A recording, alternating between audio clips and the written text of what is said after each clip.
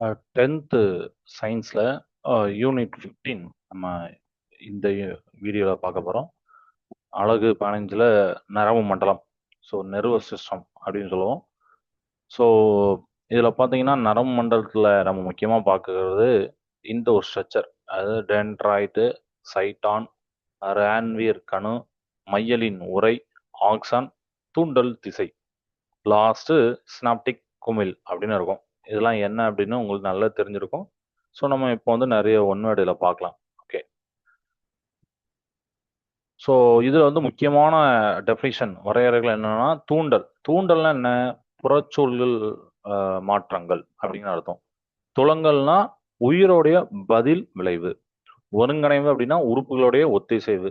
Neuron அப்படின்னா நரம்பு மண்டல அடிப்படை அலகு. இப்போ நம்ம மேலே பார்த்தே நியூரான் ஸ்ட்ரக்சர், அது உங்களுக்கு தெரியும். எஸ். ஸோ வினா எண் 1 பார்க்கலாமா? புற சூழ்நிலையில் ஏற்படும் மாற்றங்கள் எவ்வாறு அழைக்கப்படுகின்றன? இப்பதான் பார்த்தா தூண்டல். ரெண்டாவது, தூண்டல்களுக்கு உயிரினங்கள் வெளிப்படுத்தும் குறிப்பிட்ட பதில் விளைவு தான் துலங்கல். மூன்றாவது, உடலுடைய பல்வேறு உறுப்புகளும் முறையாக வரிசைகரமாக செயல்படுவது எவ்வாறு அழைக்கப்படுதுன்னா ஒருங்கிணைவு. 4, நரம்பு மண்டலத்தின் அமைப்பு மற்றும் செயல் ரீதியான அடிப்படை அலகு எதுனா நியூரான், அதான் நரம்பு செல் அப்படின்னு சொல்லுவாங்க. இதுதான் அமைப்பு, செயல் ரீதியான அடிப்படை அலகு. 5, மனித உடலின் மிக நீளமான செல் எது அப்படின்னா நரம்பு செல். ஸோ அதான் இங்கே ஸ்டார் போட்டிருப்பாங்க. எதெல்லாம் இம்பார்ட்டண்ட்டோ அதெல்லாம் நான் ஸ்டார் போட்டிருப்பேன். மனித உடலுடைய மிக நீளமான செல் எது? நரம்பு செல். வினா எண் 6, நரம்பு செல்லின் சராசரி நீளம் அப்படின்னு பார்த்தீங்கன்னா சுமார் ஒரு 100 சென்டிமீட்டர் வரையும் நீளம் கொண்டது அது. சரிங்களா? அதனால அதை ஞாபகம் வச்சுக்கோங்க. 100 சென்டிமீட்டர் வரைக்கும் வளரும், ஒரு ஆவரேஜாக நம்ம சொல்றோம். வினா எண் 7, நரம்பு மண்டலத்தின் துணை செல்களாக செயல்படவை எவை அப்படின்னா நியூரோகிலியா, கிளியர் செல்கள் அப்படின்னு சொல்லுவாங்க. அதான் துணை செல்கள். 8, நரம்பு தூண்டல்களை உருவாக்காத நரம்பு மண்டல உடற்கூறு எதுனா நியூரோகிலியா தான். அதுதான் நரம்பு தூண்டல்களை உருவாக்காத நரம்பு மண்டல உட்கூறு அது. 9, பல நரம்பு நாரிழைகள் ஒன்றிணைந்து எதனை உருவாக்கின்றன? நரம்புகளை உருவாக்கின்றன. நியூரானுடைய அமைப்பு நம்ம பார்க்குறோம். நியூரானுடைய முக்கிய பகுதிகள் என்னன்னா சைட்டான், பெரிகேரியான். நம்ம பார்த்தோமா அந்த சைட்டான் முன்னாடி இருந்துச்சு. அதுதான் செல் உடலம்பாங்க. நியூரோபிளாசம் பிளஸ் நிசில் துகள்கள் இருக்கும். டென்ட்ரைட்டுகள் அப்படின்னா சைட்டானை நோக்கி தூண்டல்களை கடத்தும். ஆக்சான் அப்படின்னா நீளமான மெல்லிய பகுதி, ஆக்சோலமா அப்புறம் ஆக்சோபிளாசம் இருக்கும். மையலின் உறை தான் ஒரு பாதுகாப்பான உறை, ஸ்மால் செல்களால் உருவாகும். ஸ்னாப்டிக் குமிழ் ஆக்சான் முனை, ஆக்சானோட லாஸ்ட்ல இருக்கும், நியூரோ டிரான்ஸ்மிட்டர்களை வெளியிடும். இது இப்போ நம்ம பார்க்கலாம் நியூரானை பத்தி. வினாயன் 10, நியூரானுடைய செல் உடலத்தோடைய மற்றொரு பெயர் என்ன அப்படின்னா செல் உடலம் சொல்லலாம், அல்லது சைட்டான் சொல்லலாம், அல்லது பெரிகேரியான், பெரிகேரியோன் அப்படின்னு சொல்லலாம். ஸோ அதனால 3 வார்த்தை நீங்க ஞாபகம் வச்சுக்கோங்க. 11, சைட்டானில் உள்ள சைட்டோபிளாசம் எவ்வாறு அழைக்கப்படுகிறதுனா நியூரோபிளாசம். 12, சைட்டானில் காணப்படும் பெரிய துகள்கள் எவைனா நிசில் துகள்கள். 13, பகுப்படையும் தன்மையற்ற மனித உடல் செல்கள் எவைனா நியூரான்கள். நியூரான்களால பகுப்படைய முடியாது. ஸோ அதனால தான் பகுப்படையும் தன்மையற்ற மனித செல்கள் அப்படின்னு சொல்றோம். வினாயன் 14, நரம்பு தூண்டல்களை சைட்டானை நோக்கி கடத்துவை எவைனா டென்ட்ரைட்டுகள். டென்ட்ரைட்டு தான் நரம்பு தூண்டலை சைட்டானை நோக்கி போகணும். ஸோ அங்கே டென்ட்ரைட்ல இருந்து சைட்டானை நோக்கி அது போகும். வினாயன் 15, நியூரானுடைய தனித்த நீளமான மெல்லிய பகுதி எதுனா ஆக்சான், அதுதான் மெல்லிய நீளமான பகுதி. வினாயன் 16, ஆக்சானுடைய பிளாஸ்மா சவ்வு எவ்வாறு அழைக்கப்படுதுன்னா ஆக்சோ லெம்மா. சரிங்களா? வினாயன் 17, ஆக்சானின் சைட்டோபிளாசம் எவ்வாறு அழைக்கப்படுகிறது அப்படின்னா ஆக்சோபிளாசம், அதுக்கு பேர் ஆக்சோபிளாசம். வினாயன் 18, ஆக்சானின் முடிவு பகுதியில் காணப்படும் குமிழ் போன்ற அமைப்பு நம்ம பார்த்தோம்னா ஸ்னாப்டிக் குமிழ் அது. 19, ஆக்சானின் மேற்புறம் அமைந்துள்ள பாதுகாப்பு உறை எதுனா மையலின் உறை, மையலின் சீத் அப்படின்னு இங்கிலீஷ்ல சொல்லுவாங்க. வினா எண் 20, மையலின் உரையின் மேற்புறம் அமைந்துள்ள உரையின் பெயர் என்ன? நியூரி லெமா அப்படின்னு சொல்லிட்டு. சரிங்களா? ஸோ அதான் மையலின் உரையின் மேற்புறம் அமைந்துள்ள உரையின் பெயர். 21, மையலின் உரைக்கு பாதுகாப்பை வழங்கும் செல்கள் எதுனா ஸ்வான் செல்கள். 22, மையலின் உரையில் காணப்படும் இடைவெளிகள் எவ்வாறு அழைக்கப்படுகின்றன? ரான்வீர் கணுக்கள். 23, ரான்வீர் கணுக்களுக்கு இடையே உள்ள பகுதி எது அப்படின்னா கணு விடை பகுதி. 24, இரு நியூரான்களுக்கு இடையேயான இடைவெளி பகுதி அப்படின்னா ஸ்னாப்டிக் இணைவு பகுதி, ஸ்னாப்ஸ் அப்படிம்பாங்க. இது ஒரு இம்பார்ட்டன்ட் கொஸ்டின். 2 நியூரான்களுக்கு இடைப்பட்ட இடைவெளி பகுதி பேர் அது ஸ்னாப்டிக் இணைவு பகுதி, ஸ்னாப்ஸ். 25, ஸ்னாப்டிக் குமிழ் பகுதி வெளிப்படுத்தப்படும் வேதிப்பொருள் எதுனா இதுவும் ஒரு இம்பார்ட்டன்ட், நியூரோ டிரான்ஸ்மிட்டர்கள், நரம்புணர்வு கடத்திகள் அப்படின்னு சொல்லுவாங்க. 26 வளர்கருவின் ஆரம்ப நிலையில் மட்டும் காணப்படும் நியூரான்கள் எதுனா ஒரு முனை நியூரான்கள். 27னா கண்ணுடைய விழித்திரையில் காணப்படும் நியூரான்கள் எதுனா இருமுனை நியூரான்கள். 28 நாசி துளையில் உள்ள ஆல்ஃபாக்டரி எபித்திலியத்தில் உள்ள நியூரான்கள் எவை அப்படின்னா இருமுனை நியூரான்கள். 29 மூளையின் பெருமூளை புறணியில் காணப்படும் நியூரான்கள் எவைன்னா பலமுனை நியூரான்கள். 30 நம்ம பார்க்க போறோம். 30 உணர்வு உறுப்புகளிலிருந்து தூண்டல்களை மைய நரம்பு மண்டலத்துக்கு எடுத்து செல்லும் செல்கள் எவைன்னா உணர்ச்சி அல்லது உட்செல் நரம்பு செல்கள் அப்படின்னு சொல்லுவாங்க. 31 மைய நரம்பு மண்டலத்திலிருந்து தூண்டல்களை இயக்க உறுப்புகளுக்கு எடுத்து செல்லும் செல்கள் வேணா இயக்க அல்லது வெளிச்சல் நரம்பு செல். அங்கிருந்து மைய நரம்புல இருந்து கொண்டு போவோம் தூண்டல்களை இயக்க உறுப்புகளுக்கு. ஸோ இயக்க நரம்பு செல்கள் அல்லது வெளிச்சல். 32 உணர்ச்சி மற்றும் இயக்க நரம்பு செல்களுக்கு இடையே தூண்டல்களை கடத்துவதுனா சங்கம நரம்பு செல்கள், இன்டர் நியூரான் அப்படின்னு சொல்லுவாங்க. இதை சங்கம நரம்பு செல்கள். 33 மூளையின் வெண்மை நிற பகுதி எந்த நரம்பு செல்களால் ஆனது? இது ஒரு இம்பார்ட்டன்ட் கொஸ்டின். மூளையோட வெண்மை நிற பகுதி எந்த நரம்பு செல்கள்? மையலின் உரையுடன் கூடிய நரம்பு செல்களால் ஆனது. 34 மூளையோட சாம்பல் நிற பகுதி எந்த நரம்பு செல்கள் ஆனதுன்னா மையலின் உரையற்ற நரம்பு செல்கள். 35 புற சூழ்நிலையிலிருந்து வரும் தூண்டல்களை உணர்வு எவைனா உணர்வேப்பிகள், ரெசாட்டார் அடிப்பாங்க. அதுதான் வெளியில இருந்து வரக்கூடிய தூண்டல்கள் உணரும். 36 இம்பார்ட்டன்ட் நரம்பு தூண்டல்கள் எப்பொழுதும் எந்த திசையில கடத்தப்படும்? நம்ம பார்க்குறோம்ல டென்ட்ரைட்ல இருந்து தொடங்கி செல் ஊடலம் அப்படிங்கிற சைட்டான் அது வழியா போய் ஆக்சான் முனைக்கு செல்லும். இது ரொம்ப இம்பார்ட்டன்ட், அதான் இம்பார்ட்டன்ட் போட்டிருக்கேன். 37 பார்க்கலாம். ஒரு வினாடியில் நியூரான் எத்தனை தூண்டல்களை கடத்தக்கூடியதுன்னா பார்த்தீங்கன்னா 1000 தூண்டல்களை கடத்தக்கூடியது. 38 நியூரான்கள் வெளியிடும் ஒரு குறிப்பிட்ட நரம்பு உணர்வு கடத்தியதுன்னா அசிட்டல் கோலின்.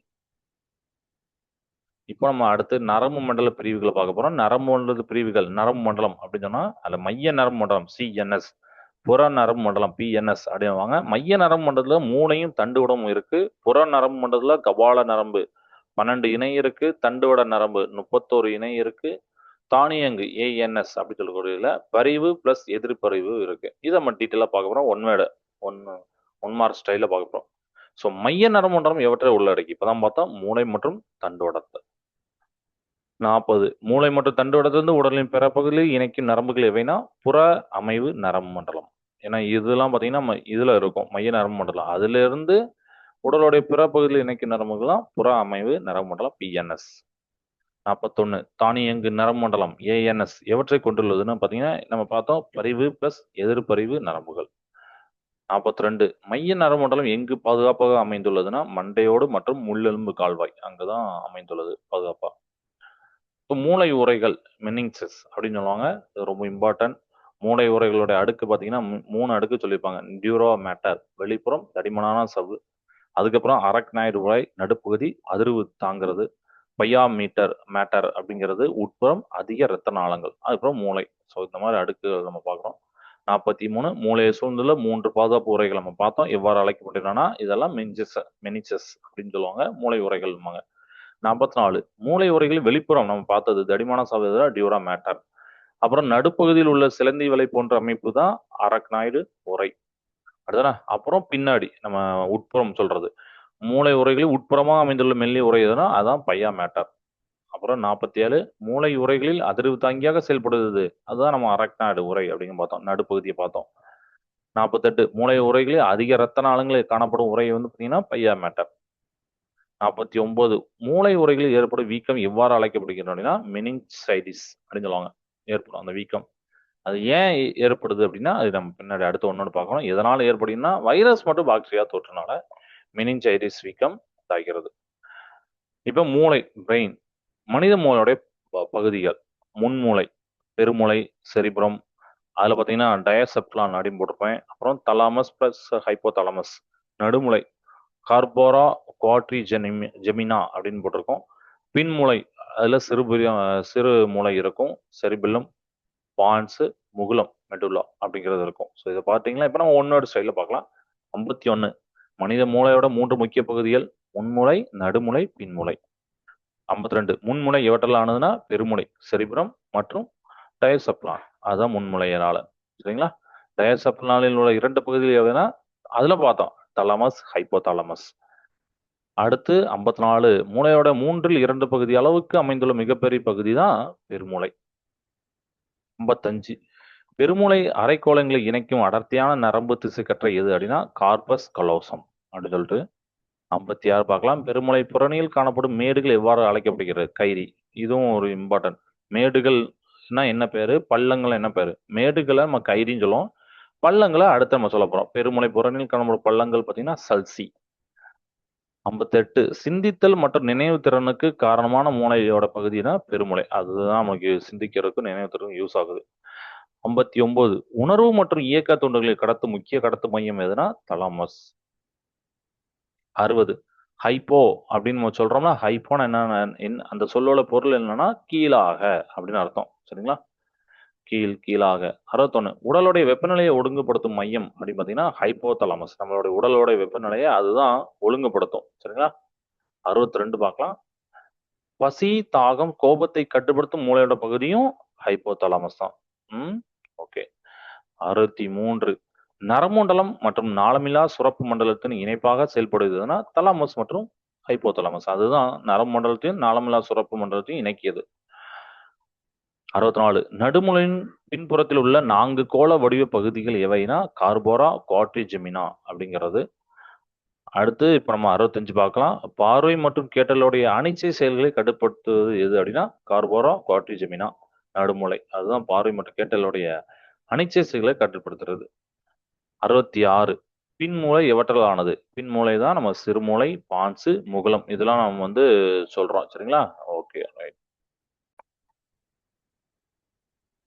வினாயின் 67 ஒரு இம்பார்ட்டன்ட். மூளையோட 2வது மிகப்பெரிய பகுதி அப்படின்னா சிறுமூளை தான். வினாயின் 68 பார்க்கலாம். 68 உடன் சமநிலை பேணுவதையும் தசைகளோட இயக்கத்தையும் ஒருங்கிணைப்பது எதுனா சிறுமூளை. 69 பார்க்கலாம். 69 இம்பார்ட்டன்ட். மனித மூளையின் எத்தனை சதவீதம் கொழுப்பால் ஆனது பார்த்தீங்கன்னா 60% கொழுப்பால் ஆனது. சரிங்களா? 70 பான்ஸ் அப்படிங்கிறது லத்தீன் மொழிச்சொல். லத்தீன் மொழிச்சொல்லுடைய பொருள் என்னன்னா இணைப்பு அப்படின்னு அர்த்தம். இப்போ 71 பார்க்கலாம். சுவாசம் மற்றும் உறக்க சுழற்சிகளை கட்டுப்படுத்துவதுன்னா பான்ஸ் தான். 72 பார்க்கலாம். மூளையின் கீழ் அமைந்துள்ள தண்டுவடத்தையும் மூளையையும் இணைக்கும் பகுதி அப்படின்னா அதுதான் முகுளம், மெடுலா அப்படின்னு சொல்லியிருக்கோம்ல அது. 73 இதய துடிப்பு மற்றும் சுவாசத்தை கட்டுப்படுத்தும் மையங்களை கொண்டது எது அப்படின்னா முகுளம் இது. 74 உமிழ்நீர் சுரப்பது மற்றும் வாந்தி இடத்துல ஒழுங்குபடுத்துவதுன்னா அதுவும் முகுளம் தான். 75 பார்க்கலாம். இம்பார்ட்டன்ட். மூளையில் உண்டாகக்கூடிய மின் அதிர்வுகளை பதிவு செய்யும் கருவி அது. நிறைய தடவை கேட்டிருக்க question, important question. Electroencephalogram, EEG அப்படின்னு சொல்லுவாங்க. ஸோ எலக்ட்ரோ இங்கிலீஷ்ல நம்ம வந்து இஇஜின்னு போடுறோம்னா அது தமிழ்ல எலக்ட்ரோ என்செஃபலோகிராம் அப்படிங்கிற ஞாபகம் வச்சுக்கோங்க. அதுதான் அந்த மின் அதிர்வுகளை பதிவு செய்யும் கருவி. 76 தண்டுவடத்தின் கீழ்ப்புறம் உள்ள மெல்லி நார்கள் போன்ற அமைப்பு எதுனா பைலம் டெர்மினலே அப்படின்னு சொல்லிட்டு. 77 பார்க்கலாம். தண்டுவடத்தின் உட்புறம் தண்டுவட திரவத்தால் நிறைந்துள்ள குழல் எது அப்படின்னா மைய குழல், சென்ட்ரல் கனல் அப்படின்னு சொல்லியிருப்பாங்க. 78 அடுத்து இம்பார்ட்டன்ட். தண்டுவடத்தின் சாம்பல் நிற பகுதி எந்த எழுத்து வடிவில் உள்ளதுன்னா ஹச் வடிவத்தில் உள்ளது. 79 தண்டுவடத்தின் ஹச் வடிவ மேற்பக்க முனைகள் எவ்வாறு அழைக்கப்படுகின்றன வயிற்றுப்புற கும்புகள் அப்படின்னு சொல்லுவாங்க. 80 தண்டுவடத்துடைய ஹச் வடிவ கீழ்ப்பக்க முனைகள் எவ்வாறு அழைக்கப்படுகின்றன முதுகுப்புற கும்புகள் அப்படின்னு சொல்லுவாங்க. 81 தண்டுவடம் எதனை தன்னுள் கொண்டுள்ளது? முள்ளெலும்பு தொடரின் நரம்பு குழல். அதுதான் தண்டுவம் எதனை கொண்டுள்ளதுன்னா எதனை தன்னுள் கொண்டுன்னா இதை கொண்டுள்ளது, முள்ளெலும்பு தொடரின் நரம்பு குழல். 82 மண்டையோட்டினுள் மூளையை அதிர்வுகளில் இருந்து பாதுகாக்கும் திரவம் எதுனா மூளை தண்டுவட திரவம். 83 மூளைக்கான ஊட்டச்சத்துக்களை அளிக்கும் திரவம் எதுனா மூளை தண்டுவட திரவம். 84 மூளை பெட்டகத்தினுள் உள்ளே நிலையான அழுத்தத்தை பராமரிப்பது எதுனா மூளை தண்டுவட திரவம் தான். இப்போ அனிச்சை செயல் நரம்புகள், அனிச்சை வில் அதாவது ரெஃப்ளெக்ஸ் ஆர்க் இதோடைய அந்த ஸ்ட்ரக்சர் பாதையை நம்ம பார்க்குறோம். தூண்டல் ஸ்டிமுலஸ் வரும். அதை உணர்வெருப்பி ரெசப்டார் ஏற்கும். உணர்ச்சி நரம்பு சென்சரி நியூரான் உட்செல் நரம்புமாங்கள அது வழியே போகும். அதுக்கப்புறம் சங்கம நியூரான் இன்டர் நியூரான் நம்ம சொல்லணும்ல தண்டுவரம். அதுக்கப்புறம் இயக்க நரம்பு போகும். இயக்க நரம்பு தான் மோட்டார் நியூரான். வெளிச்செல் நரம்பு நான் ஆல்ரெடி சொல்லியிருக்கேன். அதுக்கப்புறம் ஃபைனலா தசைக்கு வரும். தசை தான் எஃபெக்டர் விளை உறுப்பு. இப்படிதான் ஒரு தூண்டல் வெளியிலேருந்து வந்து தசைக்கு போகுது. ஸோ அதுதான் அதோட பாதை. வினா எண் 85 இம்பார்ட்டன்ட். தன்னிச்சையாக ஒரு தூண்டலுக்கு பதில் விளைவாக நடக்கும் உடனடி எதிர்வினை என்னன்னா அனிச்சை செய்யலாம். டக்குன்னு ஏதாவது வரும்போது நம்ம அதுக்கு ரியாக்ட் பண்றோம்ல, அனிச்சை செய்யலாம். அதான் ஓகே ரைட். 86 கண்ணில் தூசி விழும்போது இமைகளை மூடுதல் இவ்வகை அனிச்சை செயல். நம்ம சொல்றோம்ல எளிய அல்லது அடிப்படையான அனிச்சை செயல் அது. 87 கற்றல் மற்றும் பயிற்சியின் மூலம் பெறப்படும் அனிச்சை செயல் எது அப்படின்னா இது பெறப்பட்ட அல்லது கட்டுப்படுத்தப்பட்ட அனிச்சை செயல். இயற்கையா நடக்கிறது. நம்ம இமைகளை மூடுற மாதிரி இருக்கிறது அடிப்படையான அனிச்சை செயல். கற்றல் மூலமா பெறப்படுறது வந்து பெறப்பட்ட அல்லது கட்டுப்படுத்தப்பட்ட அனிச்சை செயல் அப்படின்னு சொல்றது. 88 பெரும்பாலான அனிச்சை செயல்களை கட்டுப்படுத்துவது எதுனா தண்டுபடம் தான். 89 அனிச்சை செயல் பாதைகள் அனைத்தும் ஒருங்கிணைந்து எவ்வாறு அழைக்கப்படுதுன்னா அனிச்சைகள். அதை நம்ம மேல பார்த்தோம். இப்ப 90 வெப்பத்தை உணர்வு அமைப்புகள் எவ்வாறு அழைக்கப்படுதுன்னா வெப்ப உணர்விருப்பிகள் தெர்மோ உணர்விருப்பிகள் அப்படின்னு சொல்லிட்டு. 91 அனிச்சை செயலுடைய விளைவினை வெளிப்படுத்தும் உறுப்பு எதுனா தசை நார்கள். 92 மூளையிலிருந்து உருவாகும் நரம்புகள் எதுனா மூளை நரம்புகள் அல்லது கபால நரம்புகள் அப்படின்னு சொல்றோம். 93 இம்பார்ட்டன்ட் மனிதர்கள் எத்தனை இணை கபால நரம்புகள் உள்ளன 12 இணை கபால நரம்புகள் உள்ளன. ஸோ ஞாபகம் வச்சுக்கோங்க. 93 இம்பார்ட்டன்ட். 94 பார்க்கலாம். தண்டுவடத்திலிருந்து உருவாகும் நரம்புகள்னா தண்டுவட நரம்புகள். அடுத்து 95 இம்பார்ட்டன்ட் மனிதர்களில் எத்தனை இணை தண்டுவட நரம்பு. ஸோ தண்டுவடனா நீங்க 31 இணை அப்படிங்கிறத வச்சுக்கணும். கபால அப்படின்னா 12 சரிங்களா. மேல பார்த்துக்கோங்க. கபால அப்படின்னா 12 தண்டுவடனா 31 இணை மாத்திரக்கூடாது சரிங்களா. ஓகே. ஸோ அடுத்து 96 உள்ளுறுப்பு நரம்பு மண்டலம் எவ்வாறு அழைக்கப்படுகிறது அப்படின்னா உள்ளுறுப்பு நரம்பு மண்டலம் என்று அழைக்கப்படுகிறதுனா தானியங்கு நரம்பு மண்டலம் தான் அப்படின்னு சொல்லுவோம். உள்ளுறுப்பு நரம்பு மண்டலம் சொல்லிட்டு. 97 உடலை சமநிலையில் பராமரிக்க உதவும் நரம்பு மண்டல பிரிவுகள் எவ்வளவுனா பரிவு மற்றும் எதிர்பரிவு நரம்பு மண்டலம். 98 தண்டுவட நரம்பின் உணர்ச்சி வேர்கள் எங்கு அமைந்துள்ளன கீழ்ப்புறத்துல அமைந்துள்ளது. தண்டுவட நரம்போடைய இயக்கவர்கள் எங்கு அமைந்துள்ளன மேற்புறத்தில் அமைந்துள்ளது. 100 இம்பார்ட்டன்ட் மூளை கட்டி மற்றும் வலிப்பு நோய்களை கண்டறிய உதவும் கருவி நம்ம பார்த்தோம்னா இஇஜி அது இம்பார்ட்டன்ட். 101 மைய நரம்பு மண்டலத்தின் வெண்மை நிற பகுதி எதனால் ஆனதுன்னா நம்ம ஆல்ரெடி பார்த்ததான் மையலின் உரையுடன் கூடிய நரம்பு நாரிழிகள் இதுதான் வெண்மை நிற பகுதிக்கு சரிங்களா. சாம்பல் நிற பகுதின்னு உங்களுக்கு தெரியும். ஓகே மயிலின் உரையற்ற அப்படின்னு படிச்சிருப்போம். அணிச்சேவில் பாதையில் தண்டுவடம் எவ்வாறான பங்கு நம்ம தண்டுவடம் தான் பார்த்தீங்கன்னா ஒரு கடத்து மையமா இருக்கும். ஓகே அது வந்து ஒரு இன்டர் நியூரான் அந்த ஸ்ட்ரெச்சர்ல வரும். Okay right.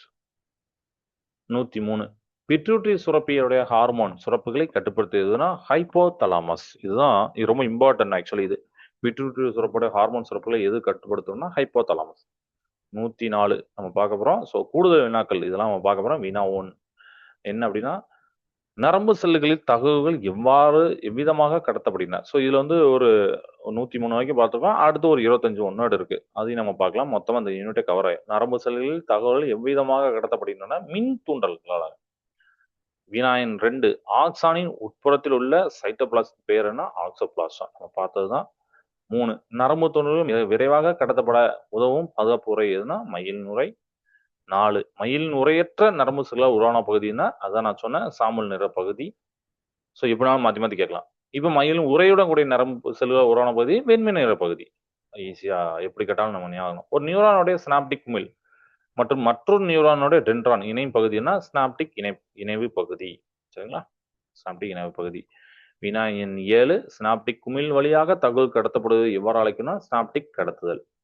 வினா எண் 8 ஒரு நியூரான் பிற நியூரான்களோடு எத்தனை நரம்பிடை இணைப்புகளை உருவாக்கக்கூடியனா 10,000க்கும் அதிகமான நரம்பிடை இணைப்புகளை உருவாக்கக்கூடியதான் ஒரு நியூரானுக்கும் இன்னொரு நியூரானுக்கும். 9 வினா எண் மைய நரம்பு மண்டலத்தில் தகவல்களை பரிசீலித்து செயல்படுத்தும் பகுதி எது அப்படின்னா கட்டுப்பாட்டு மையம்.